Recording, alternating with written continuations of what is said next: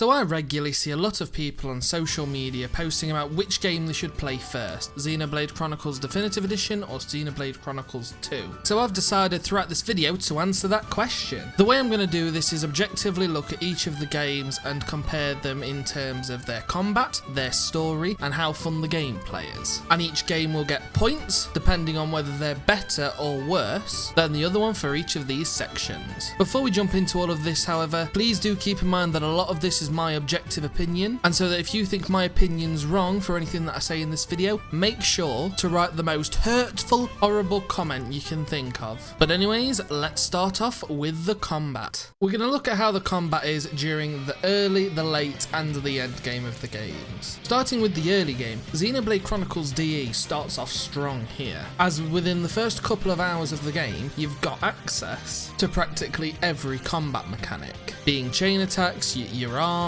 and by this early stage of the game, you should realistically know properly how to play. The combat's also very engaging at the beginning, with all your arts starting off being charged and just recharging over time, and whilst moving around enemies and bosses, your auto attacks will go off anyway, meaning that you'll be dealing a lot of damage as you navigate around the boss. However, this is unfortunately not the case for Xenoblade Chronicles 2, as it does the opposite of a couple of things I've just mentioned. At the beginning of the game, your arts aren't fully charged, they charge up via auto attacks and not just over time, and you cannot attack whilst moving, which results at the beginning of the game anyway, a much slower pace of gameplay. As to start off with, you have to wait for your arts to come online before you can properly get into the proper combat, and a lot of the other mechanics such as chain attacks and blade combos aren't very accessible until the end of the game, where enemies have higher HP and take longer to defeat, because usually you'll take them out before you even get a blade combo off. So that's 1 point to Xenoblade Chronicles DE. The late game, however, is a bit more difficult to identify a winner. At this stage of the game, you'll more than likely have all of the party members and a good set of high-level arts that you personally like to use. And this provides you with lots of versatility when playing the game for being able to pick different arts and different party members depending on what you prefer. But Xenoblade Chronicles 2 is in a similar case as well. Unlike the early game, enemies now enough HP to actually survive hits and survive blade combos, allowing you to stack multiple. You'll have more than likely bought some of the characters' skills so that they'll start off with some of their arts already ready, and you'll have so many different blades available at this point in the game that you'll probably be able to sit there for hours picking and choosing which blades you want active and not active at any one time. And so for this reason, I've got to give both games a point. And in terms of the end game, Xenoblade DE falls down a little bit here. After you've completed the story, there's not a lot of different options to use. You've only got the normal 7 party members with the standard arts, and there's not a lot of customization and changes that you can make to the game to prevent it from going stale. However, Xenoblade Chronicles 2 has a great time, with so many different builds that you can use, including different blades, weapons, arts, pouch items, accessories, makes the game always interesting, and by this stage, you can tend to typically have blade skill trees filled out, which means that builds like Mithra's crit recharge are super fun to play with. Now let's start off with the story, starting off with how the game is structured. Xenoblade DE structures its story excellently. Due to the game being a revenge story, you always have a main goal in mind, and you see your main goal being Metal Face regularly enough to remind you that that's what you're aiming for the entire time. And then, not to spoil the game or anything, but Xenoblade DE also loves to throw quite a few plot twists throughout the game, which tend to keep you really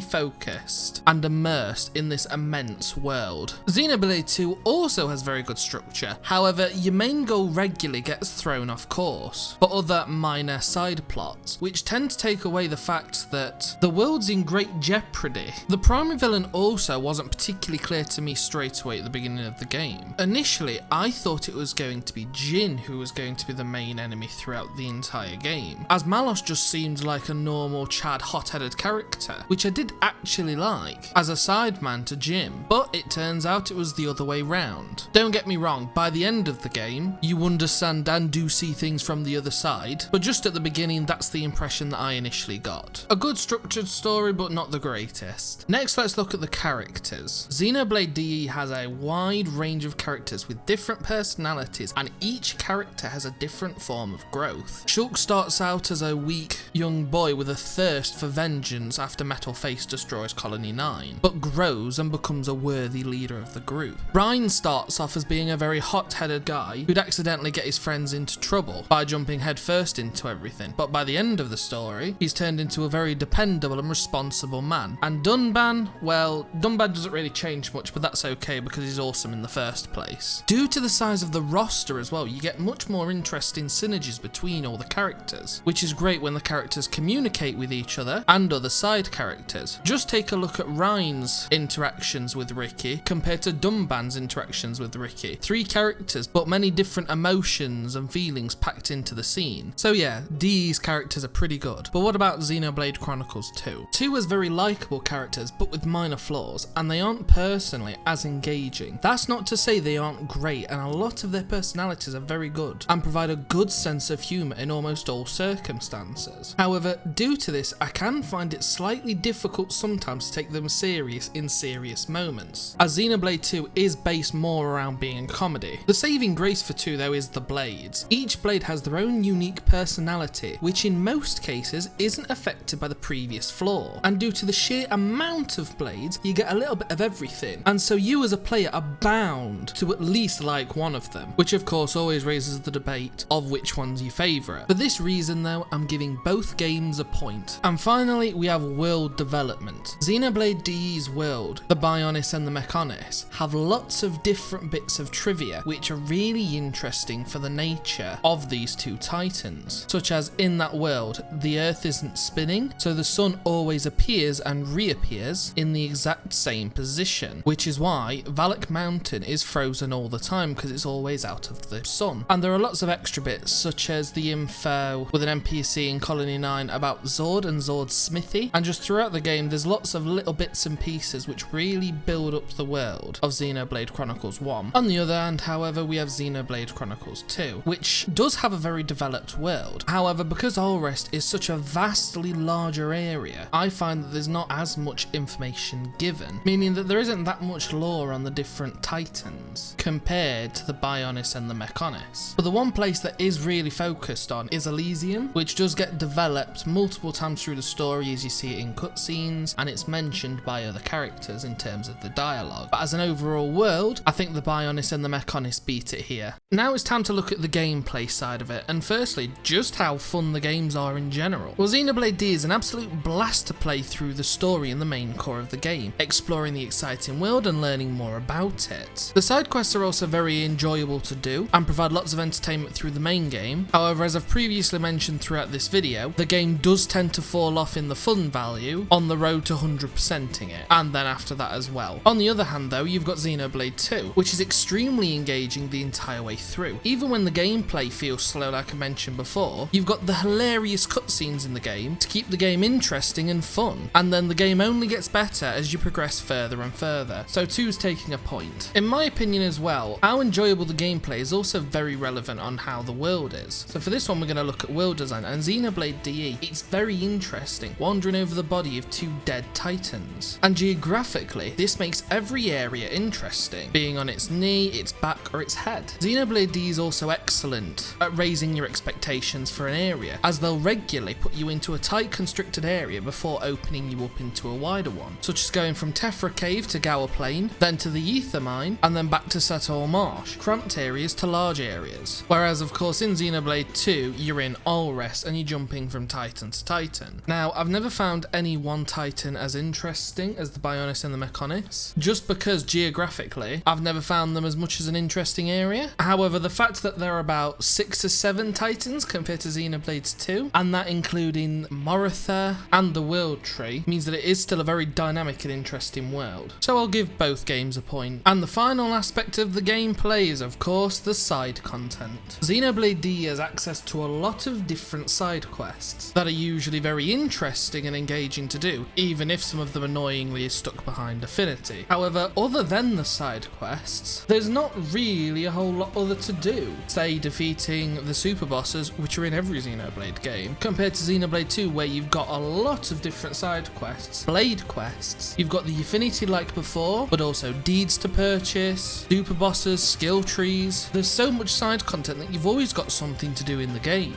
And thanks to how fun Xenoblade 2 is to play, it doesn't ever get boring boring doing it all. So an easy win for Xenoblade 2. So currently let's have a look at the scores. Both Xenoblade DE and Xenoblade 2 have both currently got 6 points, but this is the opportunity for them to lose some of them with any negatives they might have in the game. We'll have a look at Xenoblade DE first, and there's only 2 minor ones that I can think of. Firstly is extremely small, which is the fact that you're not able to retrace your steps to a lot of areas that get locked out of the map. I've always hated not being able to explore the ether mines and the Mechonis again after completing the game, as these are some really cool, interesting areas, but you can never return to them after you've progressed through the story. And the only other thing which only applies to people going for 100% is that some side quests are locked behind affinity, like I mentioned before, but some are locked behind speaking to certain NPCs, which is just annoying without a guide. So Xenoblade DE is going to lose a point. Now how about Xenoblade 2? Any major flaws? Well, there is one that I can personally think of, and that's the skill checks throughout the world. Things like your electric, fire, mastery, fortitude, etc. These skill checks are just annoying, especially when I want to just traverse around the world with my certain blades in tow, but then all of a sudden I need to change all my blades down so that I can go to an area I've already been before. To me it's very tedious, and I'd have loved it instead if once you've completed the skill check once, you can just activate it whenever, but that's not how it works, so Xenoblade 2 loses a point as well. So what have we learnt from this video? Well, both games are very good and are very fun to play at different stages, but it doesn't answer the question which one should you play first. In my opinion, you should start off with DE. The story experience is just excellent, and if you really enjoy the gameplay and the world of Xenoblade DE, then you'll more than likely love playing Xenoblade Chronicles 2 afterwards. But at the end of the day, take the information from this video and make your own educated decision of which one you want to play first. But I hope this video has helped you all out, and I hope you've all enjoyed it. Make sure to hit that red button and notification bell as well, so that my amazing content can start filling your sub box. Until next time guys,